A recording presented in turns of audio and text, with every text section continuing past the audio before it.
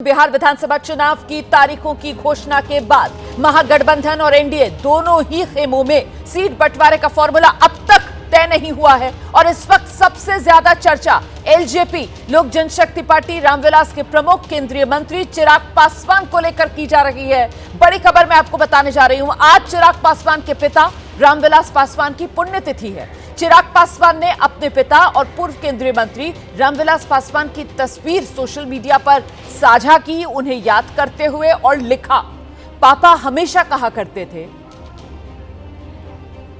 जुल्म मत करो, जुल्म मत सहो, जीना है तो मरना सीखो, कदम कदम पर लड़ना सीखो। अब चिराग पासवान के इस पोस्ट के बाद सियासी गलियारे में चर्चाओं का बाजार गर्म हो गया है कि क्या चुनाव से पहले चिराग पासवान एनडीए को चैलेंज देना चाहते हैं या फिर ये प्रेशर पॉलिटिक्स का हिस्सा है। कहीं 2025 में भी चिराग पासवान 2020 दोहराने के मूड में तो नहीं है। 2020 में आप जानते हैं ना किस तरीके से चिराग पासवान ने एनडीए से अलग होकर अपने दम पर विधानसभा चुनाव में ताल ठोकी थी। अब बड़ा सवाल यही कि आखिरकार चिराग पासवान की मंशा क्या है।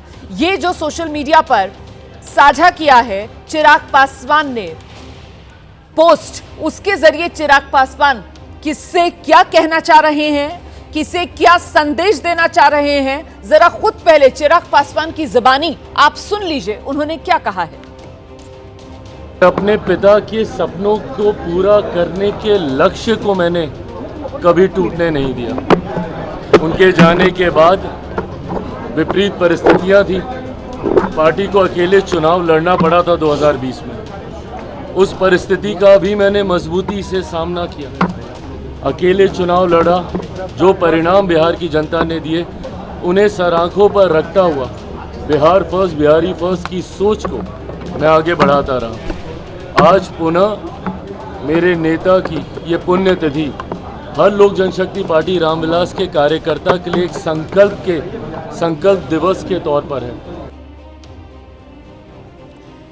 तो ये चिराग पासवान को आप सुन रहे थे। सवाल बड़ा है, एनडीए में अभी सीट शेयरिंग के फॉर्मूले पर मोहर लगी नहीं है, मंथन का दौर चल रहा है और सूत्र ये जानकारी दे रहे हैं चिराग पासवान की तरफ से जिद पकड़ ली गई है। चिराग पासवान को कम से कम बिहार विधानसभा चुनाव में 40 सीटें चाहिए इस बार ताल ठोकने के लिए। लेकिन वहीं एनडीए के भीतर साथी दलों की संख्या के हिसाब से मजबूरी बीजेपी के सामने फिलहाल ये है कि वो 25 से 28 सीटों के बीच ही चिराग पासवान को सीट शेयरिंग के तहत साझेदार बनाने की मंशा जता रहा है। तो क्या होगा, कुल मिलाकर ये बड़ा सवाल है। चिराग पासवान जो कह रहे हैं, चिराग पासवान सोशल मीडिया पर जिस तरीके की बातें लिख रहे हैं, उससे एनडीए के लिए क्या खतरे की घंटी है, सीधे आपको लेकर चलेंगे। हमारे साथ हमारी सहयोगी निधि इस वक्त मौजूद हैं। निधि, चिराग जो तेवर दिखा रहे हैं, ये एनडीए के लिए खतरे की घंटी या फिर चिराग प्रेशर पॉलिटिक्स वाला हथकंडा अपना रहे हैं? निधि, देखिए, चूंकि एन मोमेंट अब आ गया है, अब वो मोमेंट है जब किसी भी वक्त सीट शेयरिंग को लेकर के ऐलान हो सकता है। सभी पार्टियों में लगभग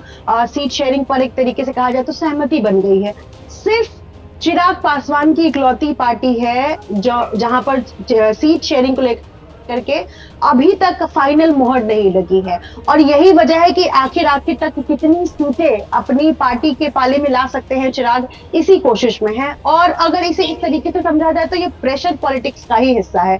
क्योंकि आज रामविलास पासवान की 5वीं पुण्यतिथि है, चिराग पासवान यहाँ पहुंचे हैं और इससे पहले हम देखेंगे रोमाना की धर्मेंद्र प्रधान यहाँ से जाते हैं दिल्ली बातचीत करने के लिए। उससे पहले ये खबर आई कि चिराग पासवान का पूरे दिन फोन, मोबाइल जो है वो बंद रहता है। उनसे बातचीत करने की जब कोशिश होती है तो उनका मोबाइल बंद आता है। तो कहीं ना कहीं ये प्रेशर पॉलिटिक्स का हिस्सा है। चिराग पासवान खुद मीडिया में आकर के ये बयान नहीं देते हैं कि वो अलग होना चाहते हैं या वो बिहार की राजनीति में अकेले चुनाव लड़ने का मादा रखते हैं। इससे पहले उन्होंने नहीं बोला था। उनके जो बहनोई है, सांसद है अरुण भारती, वो आकर के कहते हैं कि चिराग पासवान इस बार पूरे बिहार को का नेतृत्व कर सकते हैं। इस तरीके की खबरें आती हैं। लेकिन आज जिस तरीके से चिराग पासवान ने ये पोस्ट किया है, मीडिया में आकर बयान भी दिया है, पापा के सपनों के बारे में जिक्र किया है और बिहार फर्स्ट, बिहारी फर्स्ट का भी जिक्र किया है, कहीं ना कहीं ये प्रेशर पॉलिटिक्स का हिस्सा है। और आखिर वक्त तक जितनी सीटें जो उनके मन मुताबिक सीटें हैं वो मिल जाए, इसी कोशिश में है चिराग पासवान को माना। आप रहिए निधि मेरे साथ, मैं लौटूंगी आपके पास। देखिए, एनडीए में सीट बंटवारे को लेकर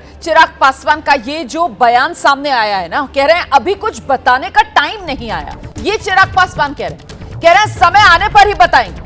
तो अभी टाइम नहीं आया, समय आने पर बताएंगे। चिराग पासवान की तरफ से एक तरीके से आप कह सकते हैं कि पत्ते खोले नहीं जा रहे, और ऐसे में चिराग पासवान मीडिया के सामने तो अपने पत्ते नहीं खोल रहे, लेकिन सारे पत्ते निधि अभी चिराग पासवान के अपने हाथ में हैं। विकल्प सारे चिराग पासवान ने अपने पास बचा कर रखे हैं, ये कहा जाएगा।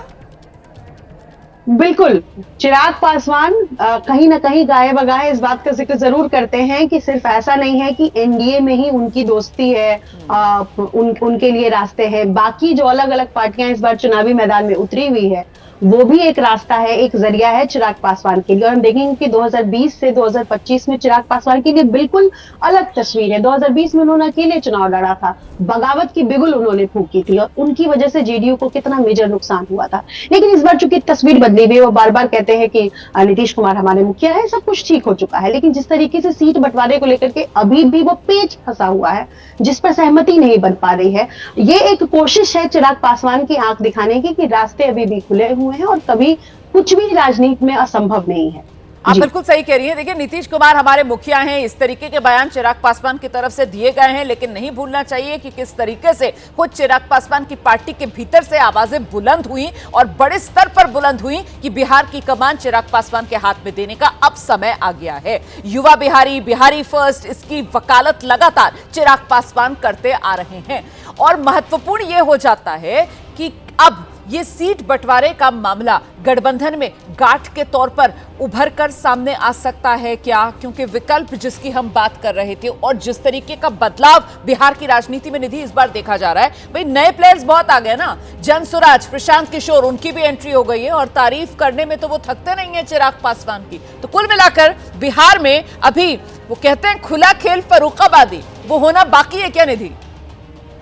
बिल्कुल, जब तक सीट शेयरिंग को लेकर के चाहे महागठबंधन या फिर एनडीए ऐलान नहीं कर देती है, तब तक कुछ भी संभव है। और यही वजह है कि दोनों ही पार्टियां, क्योंकि बीते दिन ही महागठबंधन को सीट शेयरिंग को लेकर के ऐलान होने वाला था, लेकिन आखिर तक इंतजार किया गया कि क्या उनकी तरफ से पहले सीट शेयरिंग का ऐलान होता है। तो ये जो है, ये गहमा गहमी का खेल जो है वो चल रहा है। और चिराग पासवान के बारे में जैसे आपने भी कहा, कई बार एबीपी न्यूज से भी उन्होंने इंटरव्यू में कहा है कि प्रशांत किशोर मेरे दोस्त है और हमारी बातचीत है, हम लगातार संपर्क में है। और साथ में उन्होंने ये भी कहा कि राजनीति में कुछ भी असंभव नहीं है। तो ये जो नई पार्टियां इस बार बतौर खिलाड़ी कोशिश कर रही है इस बार मैदान में उतरने की, तो चिराग पासवान एक कोशिश है, एक मैसेज है, संदेश देने की मतलब संदेश देने की कोशिश है कि हम कहीं भी कैसे भी करके जा सकते हैं, हमारे लिए खुला हुआ मैदान है।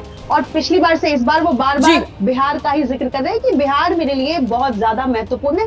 और ये भी तस्वीर हम देख सकते हैं रोमाना कि चिराग अपने आसपास जो लोग हैं उनमें से ही टिकट देंगे, क्योंकि पिछले 5 साल में उनका परिवार टूटा, पार्टी टूटी, तमाम चीजें हुई। तो क्या जो उनके सांसद है पांचों, क्या उन पर भी वो दाव खेल सकते हैं? ऐसी स्थिति अगर आती है कि वो अकेले चुनाव लड़ते हैं या किसी नए खिलाड़ी के साथ आते हैं मैदान में, तो इस तरीके की भी तस्वीर देखने को मिल सकती है। जी बिल्कुल, तो कहा जाएगा कि अभी बेहद ज्यादा दिलचस्पी यहाँ बनी हुई है इस लिहाज से कि साहब वो सीट बंटवारे का फॉर्मूला क्या तय होगा, और कहीं ऐसा तो नहीं कि महागठबंधन और एनडीए के अंदर सीट बंटवारों को लेकर मुहर लगाने के चक्कर में बिहार की चुनावी राजनीति में नए समीकरण उभर कर सामने आ जाए। इस बीच एनडीए में सीट बंटवारे पर ये जो पेच फंसा हुआ है, इसी को लेकर एक और बड़ी खबर। चिराग पासवान ने बीजेपी की कुछ मौजूदा सीटों पर दावा ठोक दिया है। सूत्र ये जानकारी दे रहे हैं। बीजेपी के बिहार चुनाव प्रभारी धर्मेंद्र प्रधान आज पटना जाएंगे। पटना में आज बीजेपी के बड़े नेताओं से मुलाकात धर्मेंद्र प्रधान करेंगे। एनडीए में सीट बंटवारे को लेकर पेच फंस गया है,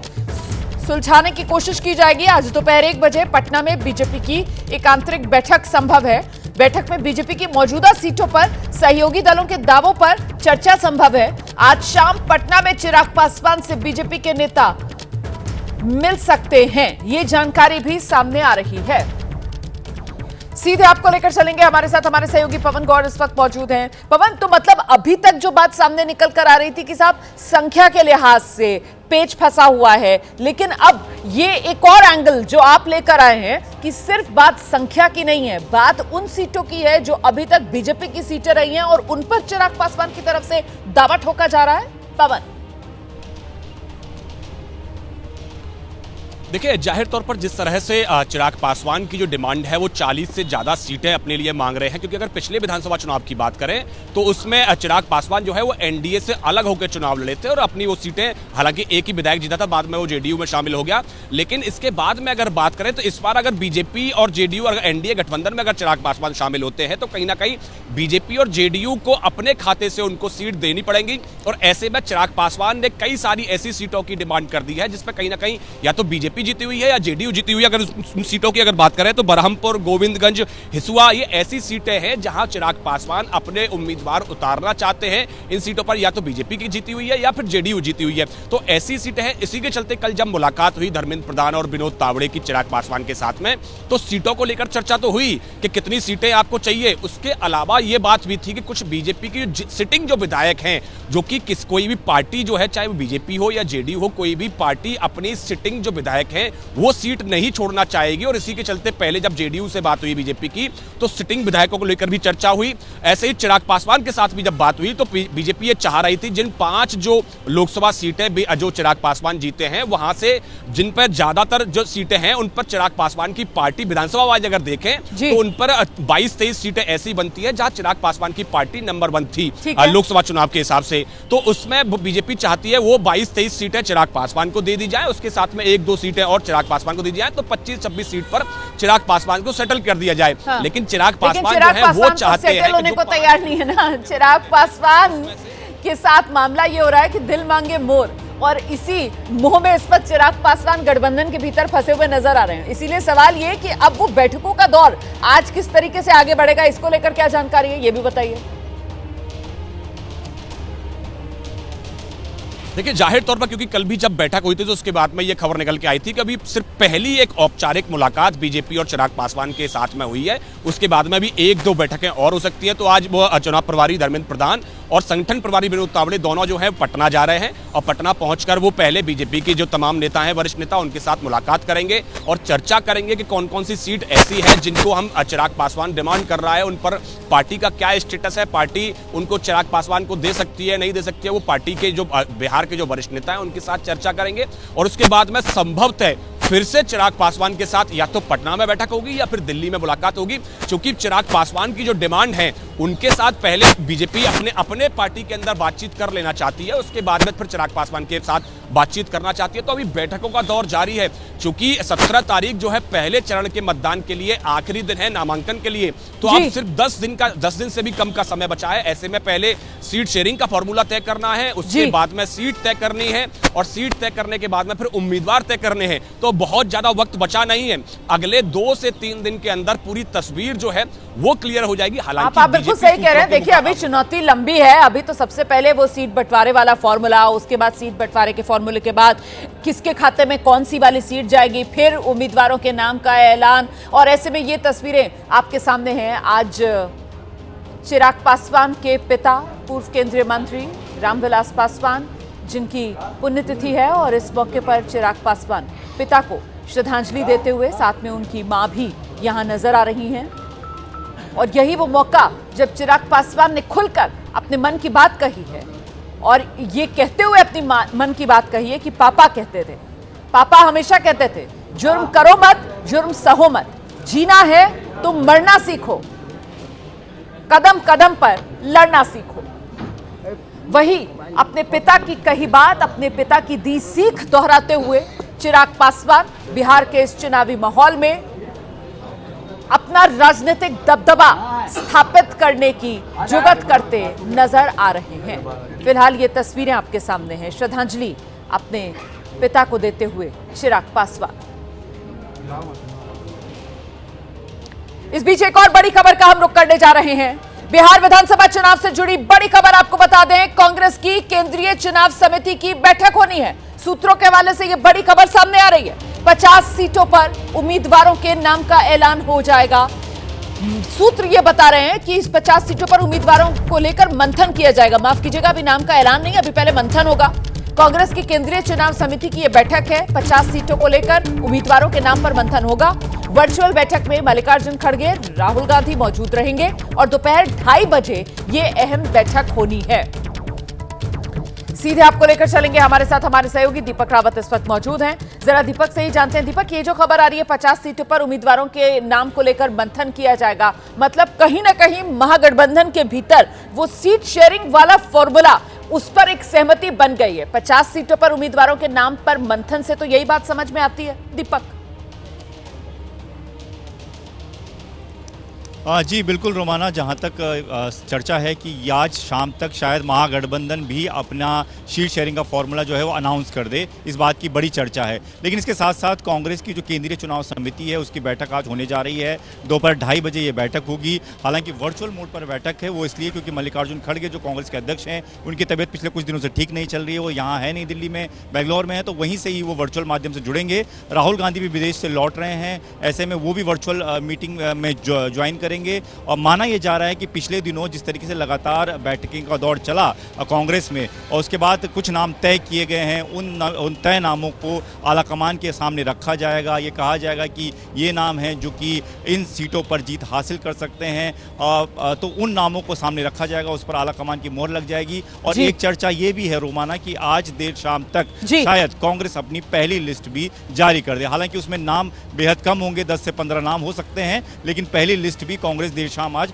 जारी जरूर कर सकती है। बिल्कुल, और एनडीए के मुकाबले कहीं ना कहीं महागठबंधन की तरफ से ये कहा जाएगा कि देखिए, तैयारियों के मामले में तो हमने बाजी मार ली और तैयारियों के मामले में एनडीए के मुकाबले हम, मतलब महागठबंधन, आगे है। अगर ऐसा हो जाता है, फॉर्मूला सीट शेयरिंग वाला सामने आ जाता है और साथ ही उम्मीदवारों के नाम की, भले ही चंद उम्मीदवारों के नाम हो उसमें, वो लिस्ट आ जाती है। बात उन दो भीषण हादसों की अब हम करने जा रहे हैं जो देश के दो अलग अलग राज्यों में हुए हैं, दो अलग अलग शहरों में हुए हैं, दो अलग अलग सड़कों पर हुए हैं, लेकिन पूरे देश को इन दो हादसों ने दहला कर रख दिया है। तस्वीरें दिखाने जा रही हूं मैं आपको दो हादसों की। एक हादसा राजस्थान में हुआ है और दूसरी तस्वीर जो आप देख रहे हैं वो हिमाचल प्रदेश में हुए हादसे की है। राजस्थान में जयपुर अजमेर हाईवे पर जो एक्सीडेंट हुआ, वो जानकर, उसकी तस्वीरें देखकर आपका दिल दहल जाएगा।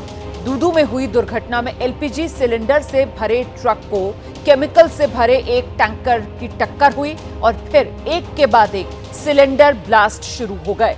लपटों ने ऐसा तांडव मचाया कि हर कोई दहल गया। भीषण हादसा हिमाचल प्रदेश में भी हुआ है। यहां यात्रियों से भरी एक बस पर लैंडस्लाइड का कहर बरपा। बिलासपुर में एक पुल के पास पहाड़ से मलबे का सैलाब आ गया। इसकी चपेट में वहां से गुजर रही यात्रियों से भरी एक बस आई। 15 लोगों की मौत हो गई। कुछ लोग अभी भी लापता हैं, जिनकी तलाश जारी है।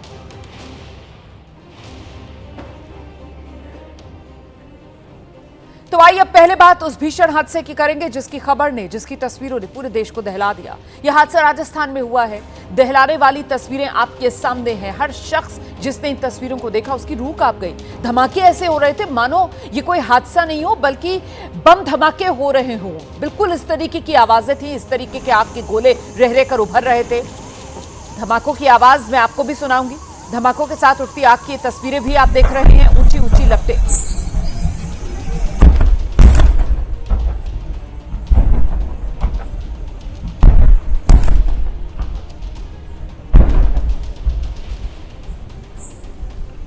तो बम फूट रहे थे ऐसा प्रतीत हो रहा था।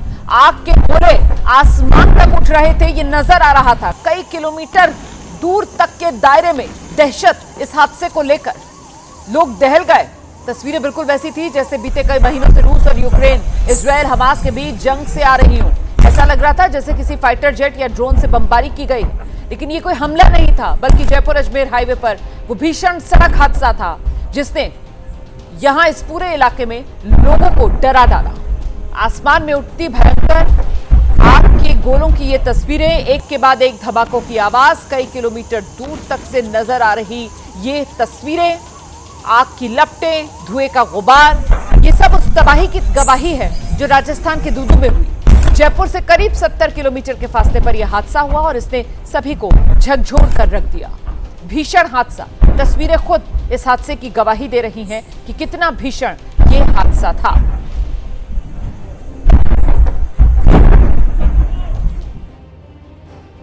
तो खौफनाक हादसा बीती रात जयपुर अजमेर हाईवे पर हुआ है। एलपीजी गैस सिलेंडर से भरा एक खड़ा ट्रक और केमिकल के टैंकर ने आकर सीधी टक्कर उसमें मार दी। इससे केमिकल से भरे टैंकर के केबिन में आग लगी और उस आग की जद में एक के बाद एक एलपीजी सिलेंडर्स आना शुरू हो गए और देखते ही देखते एलपीजी सिलेंडर से भरा ट्रक जलकर खाक।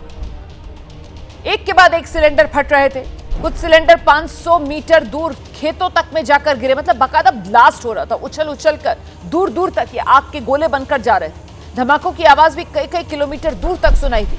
बताया जा रहा है करीब 2 घंटे तक सिलेंडर फटने का सिलसिला जारी रहा।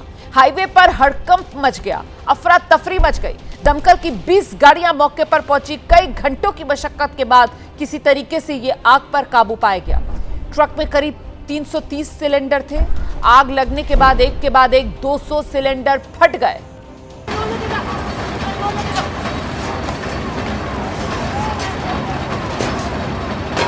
भीषण हादसा हुआ, सिलेंडर धमाकों से हड़कंप मचा। गैस सिलेंडर से भरा ट्रक आग की चपेट में आ गया क्योंकि केमिकल से भरा टैंकर सीधे आकर खड़े ट्रक में घुस गया था। और इसके बाद तो आग का जो सिलसिला शुरू हुआ वो कई घंटों के बाद जाकर थमा, जब दमकल कर्मियों की टीम मौके पर पहुंची और कई जो फायर फाइटर्स जेट्स हैं वो वहां पर इस्तेमाल किए गए। उसकी बदौलत कई घंटों की मशक्कत के बाद इस आग पर काबू पाया जा सका।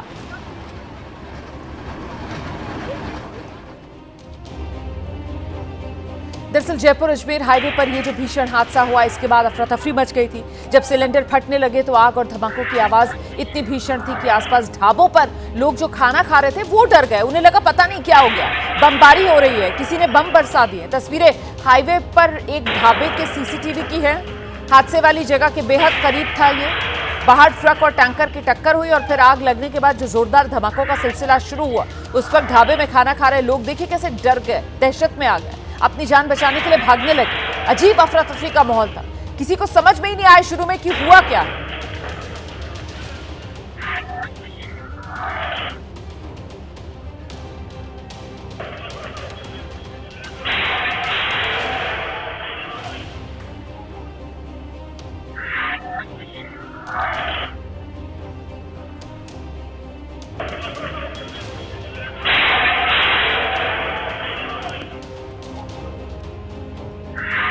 देखिए कैसे सड़क पर जब धमाका हुआ तो फिर लोग जो ढाबे में मौजूद थे, डरे सहमे लोग अपनी जान बचाने के लिए कैसे इधर उधर दुबक रहे हैं। लोगों को कुछ समझ में भी नहीं आया शुरू में तो कि आखिरकार हुआ क्या है, क्योंकि सिर्फ और सिर्फ आवाजें थी, तेज धमाकों वाली आवाजें, जिससे ऐसा एहसास हो रहा था जैसे कोई बम फट रहे हों।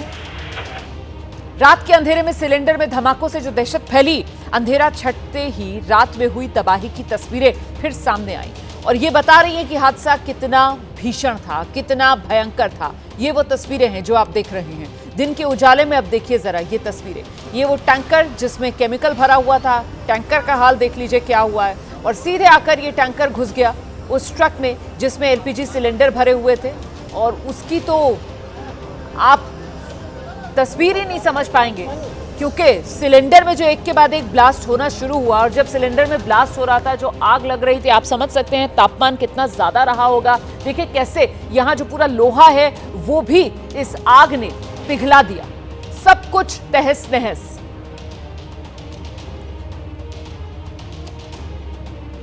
जयपुर में अजमेर जाने वाले हाईवे पर रात को एक बड़ा हादसा हो गया। ढाबे के बाहर खड़े एलपीजी सिलेंडर लदे हुए एक ट्रक में पीछे से केमिकल भरे हुए टैंकर ने टक्कर मार दी। इसके बाद इस टैंकर की केबिन में आग लग गई। आग इतनी भयानक थी कि उसने कुछ ही पलों में जो ट्रक था जिस पर एलपीजी सिलेंडर लगे हुए थे उसे अपनी आगोश में ले लिया। धीरे धीरे कर जो आग है वो पूरे इस ट्रक में फैल गई। इस ट्रक में 330 सिलेंडर लदे हुए थे और धीरे धीरे कर जब आग की लपटें ट्रक में बढ़ने लगी तो इस पर वो सिलेंडर जो रखे हुए थे वो ब्लास्ट करने लगे। 330 में से 200 से ज्यादा सिलेंडर में ब्लास्ट हुआ। सिलेंडर के टुकड़े काफी दूर दूर तक जाकर गिरे। आप यहां पर देख सकते हैं कि किस तरीके से जो एलपीजी सिलेंडर हैं उनके टुकड़े दूर दूर तक दिखाई दे रहे हैं। आग की लपटें इतनी तेज थी कि आसपास जो तमाम दूसरे बड़े वाहन खड़े हुए थे, ट्रक खड़े हुए थे, उसने उनको भी अपनी चपेट में ले लिया। आग की वजह से तमाम दूसरे वाहन भी जलकर राख हो गए। इसके साथ साथ जो सिलेंडर के टुकड़े थे वो यहां से गुजर रहे जो वाहन हैं, दूसरे वाहन हैं, उन पर जाकर के गिरे। तमाम कई लोगों को इस हादसे में चोट भी आई। इस घटना में जो टैंकर का ड्राइवर है वो बाहर नहीं निकल सका, मौके पर ही उसकी मौत हो गई। उसका जो पूरा शरीर था वो जलकर राख हो गया। देर रात उसके शव को एसएमएस हॉस्पिटल की मार्चुरी में पहुंचाया गया। और लोगों का ये कहना है कि यहाँ पर अक्सर जो आरटीओ है वो चेकिंग करते हैं और चेकिंग करने की वजह से जो है वहाँ पर हादसे होते रहते हैं। तो कहा जा सकता है कि रात को जो हादसा हुआ बेहद डरावना था, लेकिन जो सरकारी अमला है उसने तत्परता दिखाई। इसकी वजह से जान माल का ज्यादा नुकसान नहीं हो सका। वक्त रहते हादसे पर काबू पा लिया गया। लेकिन ये हादसा ऐसा था जिसने भी इस मंजर को देखा वो दहशत में डर गया। तमाम आसपास के कई किलोमीटर के दायरे में जो लोग हैं वो घरों से बाहर निकल आए थे, तमाम सुरक्षित जगहों पर जाने लगे थे। लोगों को खासी परेशानियों का सामना करना पड़ा। बिहार विधानसभा चुनाव से जुड़ी इस वक्त की बड़ी खबर मैं आपको बता दूं, तेजस्वी यादव एक नहीं बल्कि दो सीटों से इस बार विधानसभा चुनाव मैदान में उतरेंगे। सूत्र ये जानकारी दे रहे हैं, एक तो वही सीट जिससे चुनाव लड़ते आए हैं तेजस्वी यादव, जीते हैं 2015 में भी, 2020 में भी राघोपुर विधानसभा सीट, और दूसरी फूलपारस वो सीट का नाम सामने आ रहा है जहां से चुनाव लड़ सकते हैं तेजस्वी यादव। सूत्रों के हवाले से ये बड़ी खबर है, सीधे आपको लेकर चलेंगे। हमारे साथ हमारे सहयोगी शशांक इस वक्त मौजूद हैं और जरा शशांक से समझते हैं। शशांक, ये 2 सीटों से विधानसभा चुनाव लड़ने की रणनीति के पीछे सोच क्या है तेजस्वी और आरजेडी की? देखिए, सोच बहुत बड़ी है और रणनीति भी बहुत बड़ी है। सूत्रों से जानकारी मिल रही है राघोपुर के अलावा मधुबनी के फूलपरास से भी चुनाव लड़ सकते हैं। यहाँ से कर्पूरी ठाकुर जननायक जो हैं वो भी विधायक रह चुके हैं। इसी सीट से मिथिलांचल में बड़ी संख्या में जो है अति पिछड़ा समाज के लोग रहते हैं। बिहार में ईबीसी सबसे अधिक 36% है। अगर तेजस्वी यहाँ से चुनाव लड़ते हैं तो कहीं ना कहीं पूरे मिथिलांचल पर असर पड़ सकता है। पूरे मिथिलांचल में महागठबंधन को जो है वो फायदा हो सकता है। आपको बता दें, आरजेडी ने प्रदेश अध्यक्ष मंगनी लाल मंडल को ही कुछ महीने पहले बनाया है, जो फूलपरास में ही जन्मे हैं, वहाँ के बड़े ईबीसी चेहरा है। तो ईबीसी को साधने की कोशिश राजद जो है पहले से ही शुरू कर दी है और तेजस्वी वहां से लड़ते हैं तो चुनाव में जो है उनको बड़ा फायदा हो सकता है, क्योंकि वो मुख्यमंत्री चेहरा है और वही जो है महागठबंधन की सरकार आती है तो मुख्यमंत्री बनेंगे। आपको बता दें, एनडीए के मुकाबले कहीं ना कहीं मिथिलांचल में महागठबंधन जो है वो थोड़ी कमजोर है, उसकी सीटें भी कम है और तेजस्वी ये दाव चलते हैं तो एनडीए को कड़ी टक्कर भी जो है वो दे सकते हैं।